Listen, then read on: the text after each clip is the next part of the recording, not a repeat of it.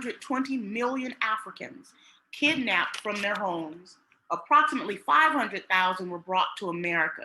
This number does not include the illegal trade after transporting slaves was abolished, or the practice of slave breeding, in which many slave owners participated to get around the prohibition of the slave trade. A lot of this is difficult to hear. I'm going to ask you to be courageous and bear with it because it's necessary information, and you need the historical context if we're going to do the work of healing. There was no accountability for behaviors of white Americans back then. So, for instance, one of the last illegal slave ships, when it was stopped and the owners arrested and tried, the all-white jury, despite clear and irrefutable evidence, refused to convict the two owners of the ship. And just to give it a little more crunchiness, one of the owners, Mr. Lamar, it was his father-in-law who was the judge. A lot of this makes for very interesting reading. African Americans and the USDA. 1920, 925,708 Black farmers, which represented 14% of all US farmers. In 1964, the share of Black farm operators fell to 5.8%.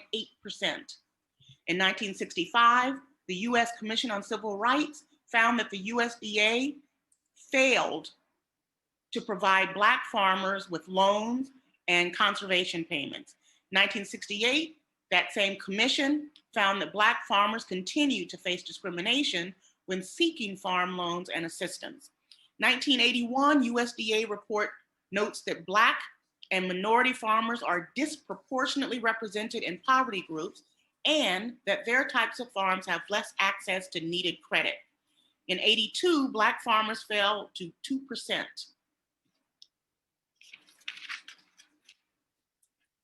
In 1983, the Reagan administration dismantled the USDA Office of Civil Rights. In 90, the House Committee on Government Operations report finds rampant discrimination in USDA loan programs. In 93, the Westover consultants found that USDA was not held accountable for civil rights violations. In 94, the US Attorney General filed a memo detailing that USDA had the authority to award monetary relief to Black farmers, but wasn't. In 95, the US General Accounting Office, GAO, report found that USDA failed to address racial discrimination. I think you see the pattern. In 1996, the National Black Farmers Association held a demonstration outside the White House. In 97, the share of Black farmers fell to 0.9%. In 97, also, the Black farmers filed a historic discrimination complaint against the USDA, and they won. That was the good part. Here's the bad part. That USDA settlement was to pay Black farmers $1.03 billion. 22,000 farmers, more than 22,000 farmers sought claims, but only 15,645 received modest payments. 61,000 plus filed late claims. Only 2,585 of those claims were accepted. In 2001, Black farmers wait 4 times longer than white farmers for farm loans. 14,000 plus Black farmers filed USDA discrimination complaints between 2001 and 2008. But the USDA found only one of them had merit. Over 14,000 during that time, and the USDA found that only one of them had merit despite years of proven discrimination. 2002, Black farmers received $21.2 million in subsidies, white farmers received $8.9 billion. In 2008, the GAO report details failure to address civil rights claims properly at USDA's Office of Civil Rights.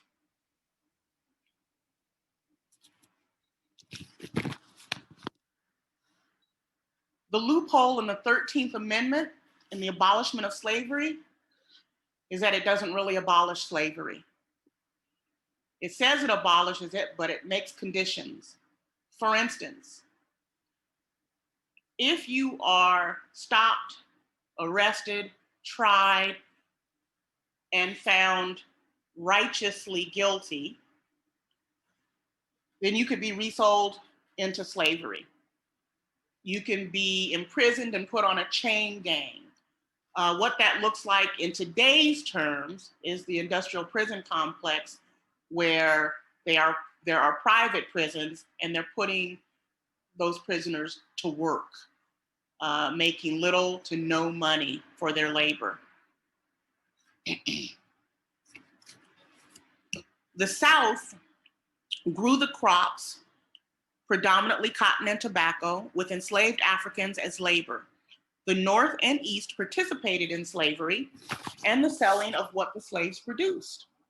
Additionally, these were people who were brought here already skilled in farming practices. What most people do not understand, don't know or understand, is that African communities, villages, tribes had already been farming for thousands of years. They brought with them to these shores knowledge, wisdom, and skill sets that didn't require any honing, with a single exception, because soil differs from place to place. So they had to learn this soil. And given the fact that American wealth and power was built on agriculture, primarily in the South, I'd say that wasn't a problem for them.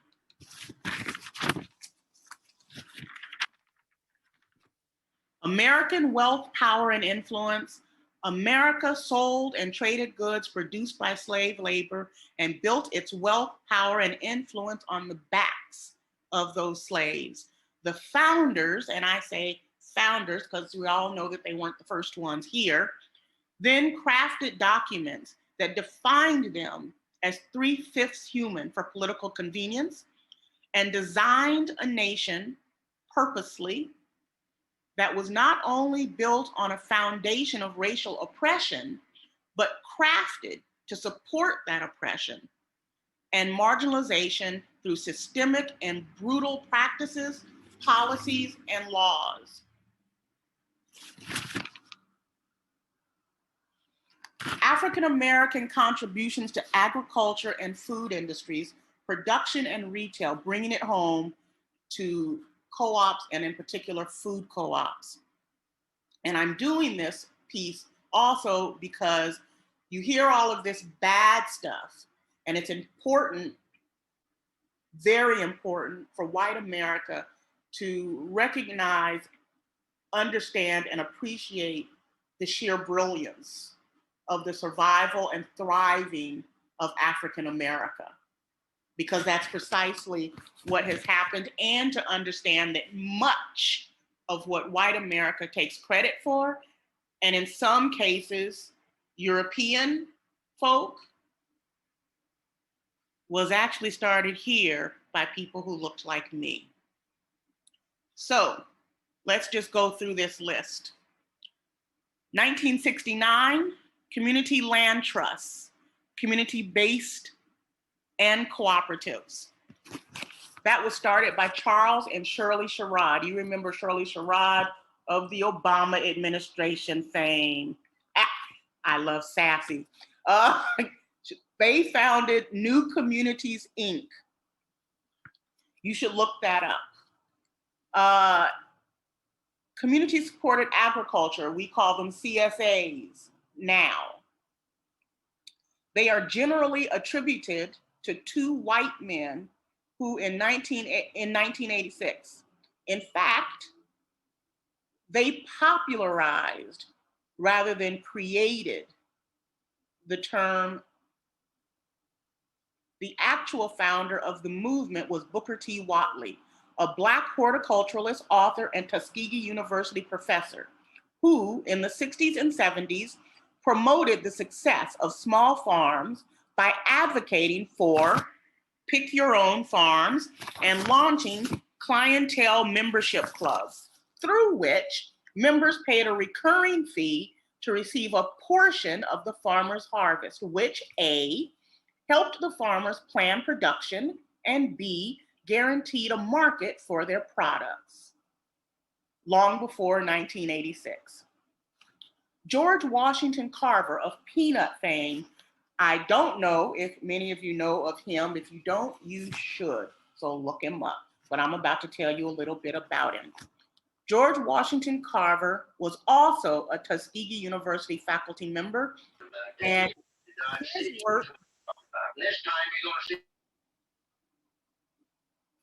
work was in crop rotation and cover crops. He was responsible for discoveries that were critical to the agriculture industry. His work was in combating soil depletion with rotating crops and cover crops. Rotating crops, for those of you who don't know, is about moving from the cotton production to planting things like cowpeas, sweet potatoes, and soybeans to put nitrogen back into the soil, because cotton severely depletes the soil. Cover crops is a way of preserving the topsoil, so they would plant things like clover. Now, none of this is new or was new then. It had been practiced before industrialization happened. Once industrialization happened, the big agro companies were so busy turning out for profit that they didn't give much heed to how they were killing the soil. And so George Washington Carver, in his work, brought that knowledge back to the fore, and as a result, saved so many. Origins of the food justice movement and self-sufficient community resilience. Early 1900s, W.E.B. Du Bois, George Washington Carver, and Booker T. Washington used agriculture as a cornerstone of Black community development. They trained and supported Black farmers at Tuskegee University. In a turnaround during the Civil Rights Movement, Black farmers allowed activists to stay on their land and worked with students and activists on civil rights initiatives. In 1969, Fannie Lou Hamer founded the Freedom Farm Cooperative, provided food to the local Mississippi community using bottom-up strategy to generate community participation through farming and economic opportunities. And here's one that very few people know: the Black Panthers Party in the 1960s and 70s formed for the defense and development of Black individuals and Black communities, which were under fire by the government, and rarely as violent as they've been depicted. And when they were, it was in defense. Started their free breakfast for children in Oakland, California, which the US government later adopted the model for use in US public schools, but not until after they had demonized the men and women of the Black Panther Party. In 1834, Henry Blair, a free Black man, invented and patented a mechanical corn planting machine. By the way, that's how you know that he was free and not a slave, because had he been a slave, anything he invented would have been patented and given credit to the master and not the slave, even though the master wouldn't have done any of the work.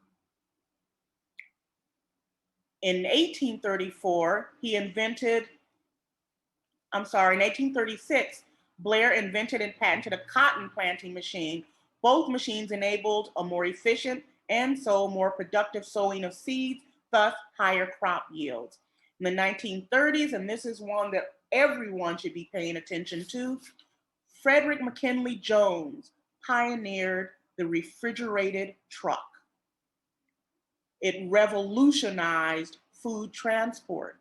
You can connect the dots to how his invention revolutionized whole industries, not the least of which would be the modern day food co-op. Frozen foods, anyone? Jones became a partner then in Thermo King to build the units. The food industry owes a huge debt to McKinley.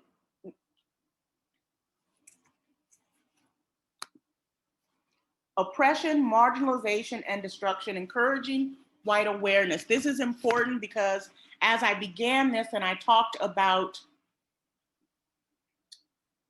the problems of privilege being a protective bubble so that it's difficult for other people's reality to get through, which makes it easy to not see other people's reality.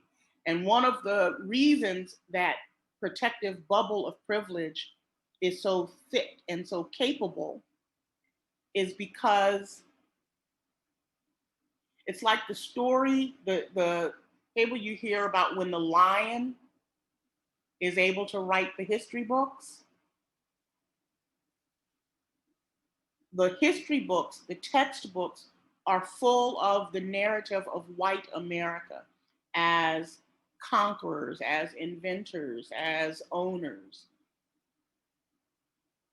But it is not the whole truth.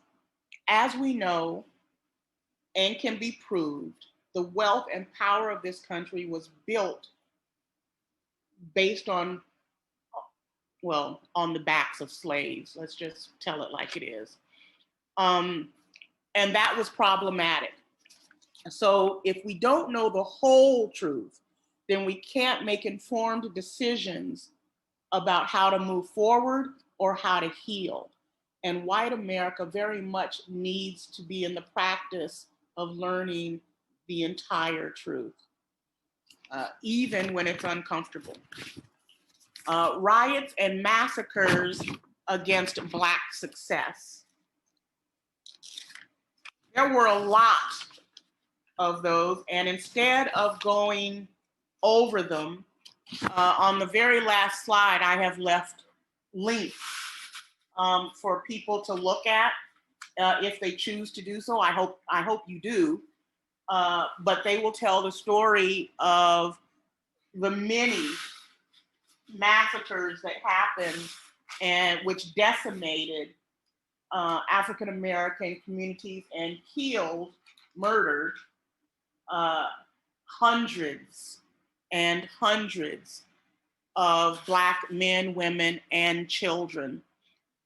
And the reason I wanted to share that with you, even though this is this conference is about co-ops, because it's connected. And the way that it is connected is that isn't just an anomaly. Well, the previous slide is not an anomaly. Because you need to know that those things that happened then, restricting voting rights, killing people for trying to stand up for equity and equality, being angry at Black achievement, all of that happens now. The brutality that was in play back then is still in play now. So January 6, 2021, an insurrection against our capital. White mob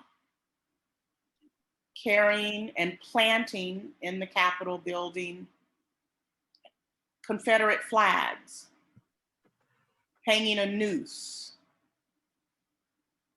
that was meant for someone that ostensibly was on their side,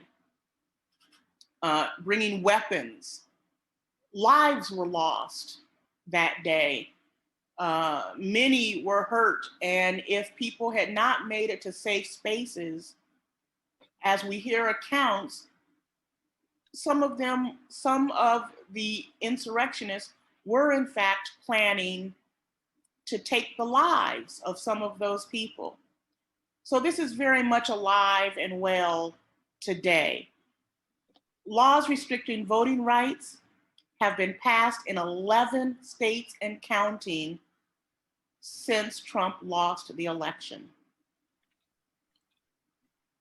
In fact, some of those laws that have been passed, after shutting down thousands of polling places so that there will be long, long lines, which means lots of waiting while standing.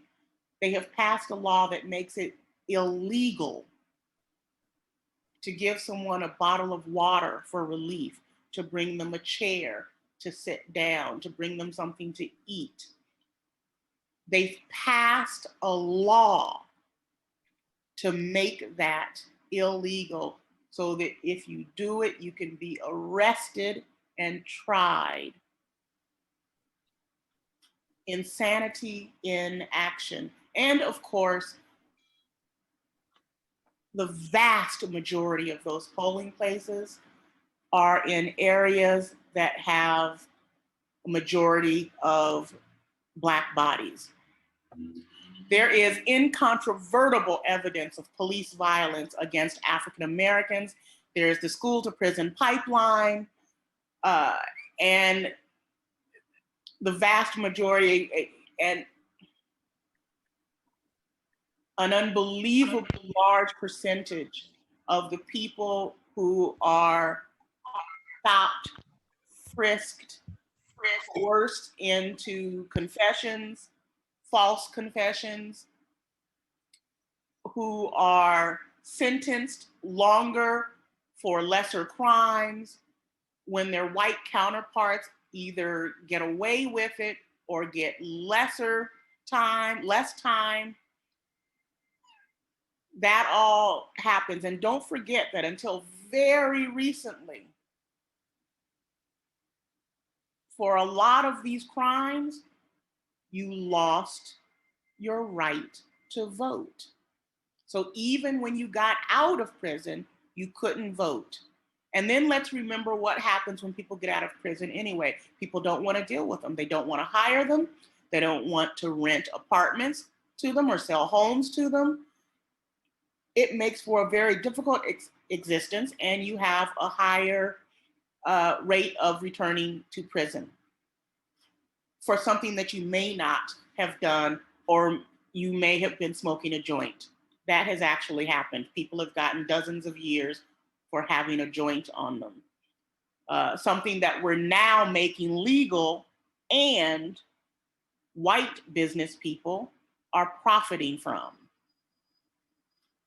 Black folk were imprisoned for it. Now that it's okay, white people are profiting from it.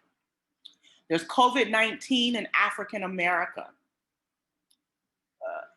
African America is also disproportionately affected by COVID-19 because African America makes up a large percentage of service jobs, the lowest paying jobs. So they have to work no matter what. And they often have 1, 2, 3 of those jobs. So they were constantly being exposed.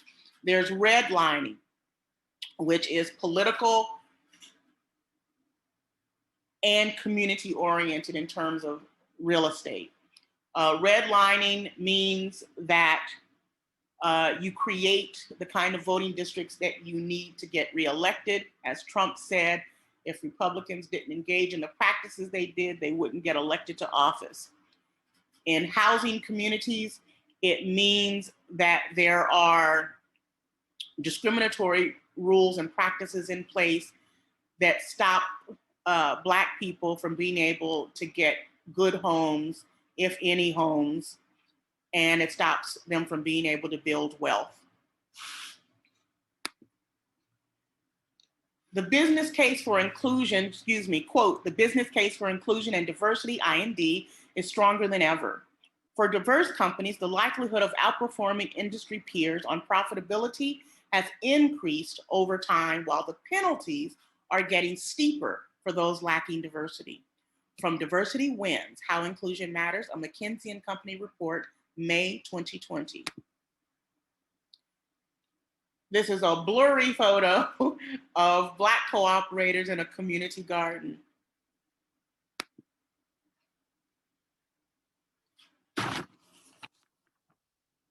This is a poem by Maya Angelou, Still I Rise, which I have abbreviated, and it's really about the resilience and the strength and the perseverance of Black America. Still I rise. You may write me down in history with your bitter, twisted lies. You may trod me in the very dirt, but still, like dust, I'll rise. Did you want to see me broken, bowed head and lowered eyes, shoulders falling down like teardrops, weakened by my soulful cries? You may shoot me with your words. You may cut me with your eyes. You may kill me with your hatefulness. But still, like air, I rise. Leaving behind nights of terror and fear, I rise into a daybreak that's wondrously clear. I rise, bringing the gifts that my ancestors gave. I am the dream and the hope of the slave. I rise, I rise, I rise. Co-ops, all co-ops, are mechanisms for equity and justice. That is the cooperative beginning. It is the cooperative purpose. That purpose is enshrined in cooperative principles and values. Cooperation is the most powerful tool for change we have for equity and justice. How we run and govern our co-ops should always reflect that understanding. GPLA for Black Label Consulting and Coaching. Now, it's time for the breakout session. Here's how it will work. Small groups will meet for 28 minutes discussing 2 questions. The facilitators have those 2 questions. You'll have 14 minutes per question. Each group will bring back 3 items from the discussion. 1 thing to acknowledge its truth, and 2 things as action items. The 3 items from each group will be shared when we return to the large group for 28 minutes. Finally, we'll wrap up with reminders and gratitude. Rules of the road. We want everyone to feel safe, but that doesn't mean giving in to white fragility. So facilitators will keep the discussion on track, the directed questions only. The African American struggle is real. Anything that in effect diminishes or dismisses that truth will be redirected to the discussion question. This can be an uncomfortable and messy process. The African American struggle has been uncomfortable and messy for over 500 years. Please keep that in mind if you struggle for or with perspective. I'm not a big fan of the oops, ouch model. When working with predominantly white audiences, it often works as an invitation to white privilege invoked fragility, and as such may stop a discussion cold. So here's what I would say in that moment. Quote, I can understand how you might feel that way. So why don't you let yourself sit with that for a moment while we move on with the intended question. By doing that, it gives the person who's having a difficult time a chance to sit back, chill, think about what they're having trouble with, but it doesn't stop the discussion from moving forward. And then when they feel able to rejoin, they can. These are the links that I was telling you about. Please use them at your will. I hope you do. I hope you make wonderful use of them. It's time we all know the same truth. Thank you. And now,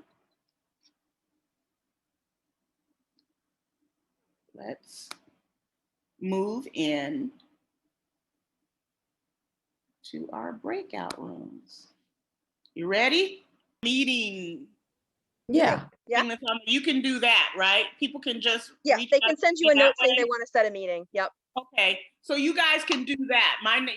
Patrice, Lockert, Anthony. Okay, and I'll make sure that my contact information is out there. I always forget to include a slide with my contact information. It's possible that I don't want any business. Who knows?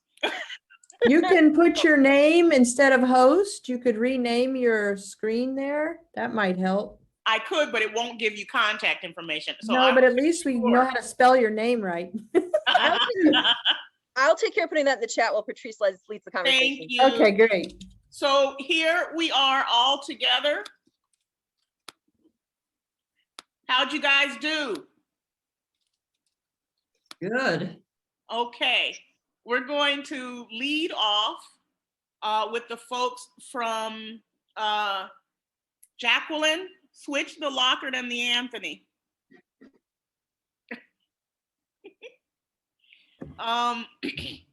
We're going to lead off with my group. So will the people, Tiffany and Michelle, who agreed to speak up for group 4, please do so.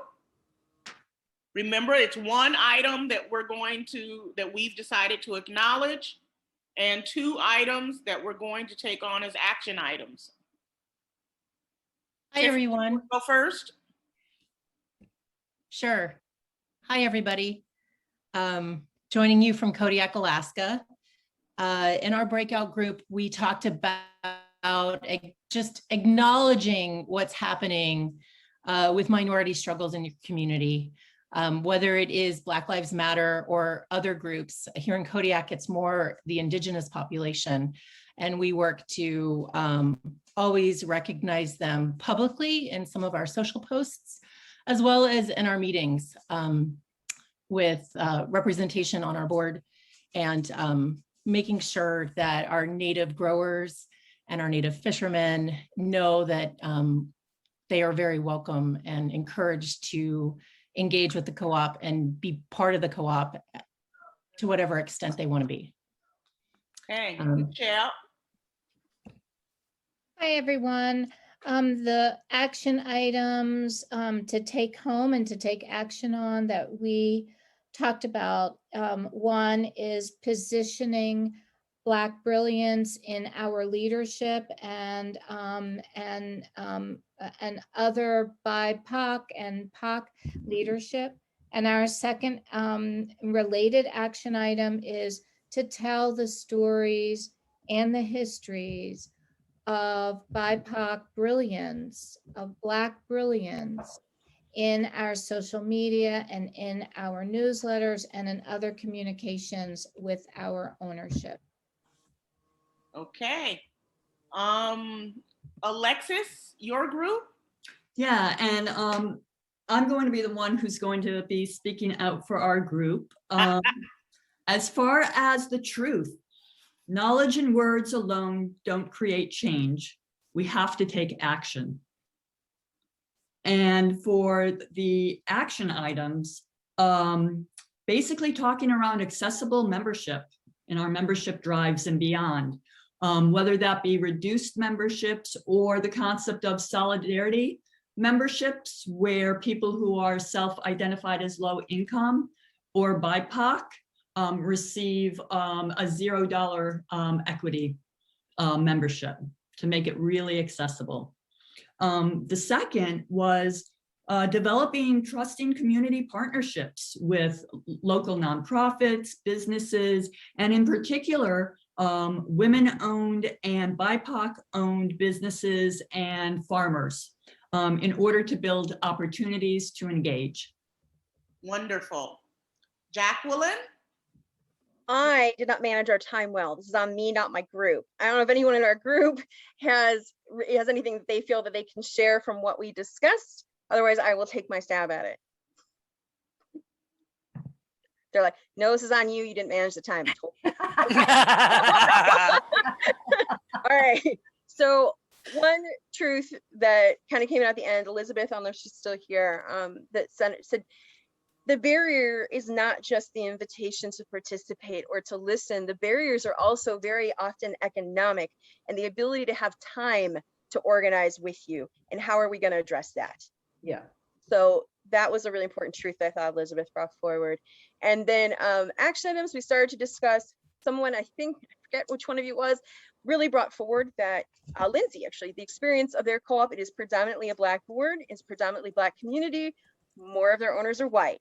And she said that one of the barriers they have found is that there's been a total whitewashing of cooperative history. This belongs to white people. They move to town and they go, where's the co-op? And Black people don't think it belongs to them, you know, or don't think white people think it belongs to them. And so we have to actively counteract that. And so doing active work in what we share in our social media with our owners and so forth to center the history of cooperation and Black brilliance within cooperation. So it's definitely one that was brought forward. And then Catherine brought up repeatedly, and I think as simple as it is, this is not new, it's not rocket science, but we have to go have the conversations where we ask, how do you perceive our co-op? Why, what have we done? How do you feel about the way, how have you gotten to that perception of the co-op? And really listen without defensiveness, without looking for something, without asking them to join the board next week. Just go ask the question and be willing to listen to the answer. I'll leave it at that. Excellent. Bonnie?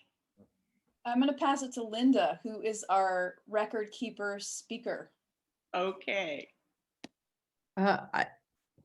I think people have already said some of what we've already done, but our truth was that white supremacy is embedded in the culture and impacts everything.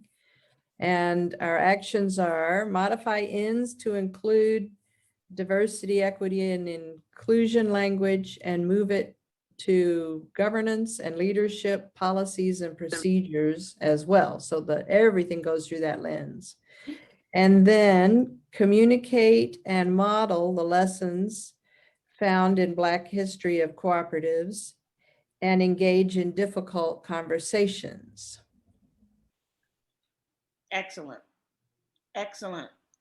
So in the time that we have left, I want to, I'm sorry, let me read that. Struggle with it. Yeah, I can speak to that too. I was reading something from Dana McKinney, a hard question. We struggled with the tendency to equate the Black community with poverty overarchingly. There is some truth there, but then how do we address our co-op principle of economic participation? When does it cross over to charity rather than solidarity, as someone wisely said? Partly that comes from practice, because I tell you what, let me address something else that came up in the group I was facilitating, and that comes up all the time when I am talking with a white audience, whether it's organizationally, at a conference, a farmer, whoever. Here's the thing. Because this country is crafted on capitalism, and because of the way we have shaped our practice of capitalism, we often, and when I say we, I mean white people crafted it, but everybody else has been here getting socially conditioned to do the same. We've been acting like it's a zero-sum game. And white people think that way more often than others do. Because generally speaking, people of color come from communities and cultures whose origins don't use that model. It is not a zero-sum game. It does not have to be, we need to pay attention to the bottom line, or we choose to honor racial equity. We need to pay attention to sourcing things, or take action on Black Lives Matter. It is not either or. It is not zero sum. You can do both. In fact, you need to do both, because your bottom line, you want Blackness. Yes, I love saying it like that. You want Blackness in your bottom line, then you need to bring in people of color. And one of the first things you need to do, which I said in my group, you need to do some research on consumer spending when it comes to people of color and Black people in particular, because Black Americans are consumers. And if you want to bring them in, not just because you want their dollars, but because you want to grow the co-op, you want to grow what it means to be a cooperative, and you want to honor our principles and our values as cooperators and cooperatives. And because there's a lot going on in the Black community around health and medicine and disease that can be addressed in the co-op, creating a sense of family, all of that. And co-ops can no longer afford, money or otherwise, to act as if that is not true, as if you can just be white and do things just fine. That day is long gone, okay? And in that vein, white audiences need to understand that, yeah, not all people of color are poor. They're just not. Are a lot of us poor? Hell yeah, because that's how the country was designed, that's how it was crafted, and it was meant to oppress and keep us marginalized while white people benefited from the way it was crafted. Absolutely, no question. But people of color, Black people, are some of the strongest communities you're going to ever know or witness. We are resilient. We don't just survive, we find ways to thrive. That's why our college numbers go up, our college graduation numbers go up, our money goes up, and we just keep surviving no matter what is thrown at us. You want that kind of person, of community in your co-op. So start going after people because it makes sense to do it, because it makes sense to do the healing work, because it makes sense that a cooperative is about the whole community. Does that make sense? Let me hear something or see some head nods or something. Does. Okay. So 4 minutes. We're going to close this out. I am so appreciative and grateful for you guys being here with me for this presentation today. I have deep respect for people who stayed the course, because I know it takes courage to face all of the American truths. I love you for staying the course, because in the end, yes, smarmy as it sounds, this is fundamentally about love. And we're going to do the healing. We're going to create the pot of love. And we're going to make a better society. And cooperatives need to be at the top of that. Thank you very, very much.